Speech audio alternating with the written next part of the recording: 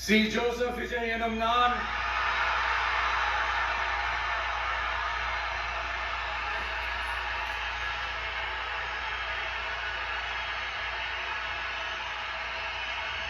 சட்டப்படி அமைக்கப்பெற்ற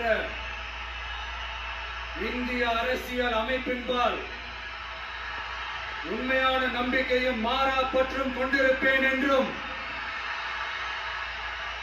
இந்திய நாட்டின் ஒப்பில்லாத முழு முதல் ஆட்சியையும் ஒருமையையும் நிலைநிறுத்துவேன் என்றும் தமிழ்நாட்டு அரசின் முதலமைச்சராக உண்மையாகவும் உளச்சான்றின்படியும் என் கடமைகளை நிறைவேற்றுவேன் என்றும் அரசியல் அமைப்பிற்கும் சட்டத்திற்கும் இணங்க அச்சமும் ஒருதலை சார்பும் இன்றி விருப்பு வெறுப்பை விலக்கி பலதரப்பட்ட மக்கள் அனைவருக்கும் நேர்மையானதை செய்வேன் என்றும் ஆண்டவன் மீது ஆணையிட்டு உறுதிமொழிகிறேன்.